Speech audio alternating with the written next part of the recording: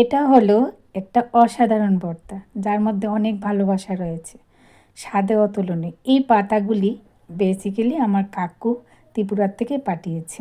মিষ্টি কুমড়োর ডাঁটার পাতাগুলিকে দিয়ে আমি আজকে ভর্তা বানাবো। আমার ভীষণ প্রিয় একটা খাবার, এটা আমি ভীষণ পছন্দ করি।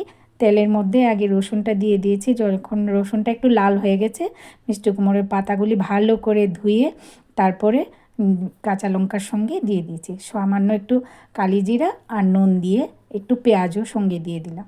সবগুলোকে একটু ভালো করে ভেজে নিয়ে তারপরে মিক্সিং জারে দিয়ে দেব, পেস্ট করে নেব। পেস্ট করে তারপর পেস্ট হয়ে গেছে, একটু ঠান্ডা করে নিয়েছি। তারপর কিছু শুকনো লঙ্কা আর সরষের তেলে আবারও একটু পেঁয়াজ দিয়েছি। পেঁয়াজ দিলে আমার ভর্তাটা খেতে ভীষণ ভালো লাগে। এই মিষ্টি কুমড়োর পাতার ভর্তাটা এত অসাধারণ লাগে খেতে, খুব ভালো লাগে। রেডি হয়ে গেল আমার মিষ্টি কুমড়োর পাতার ভর্তা।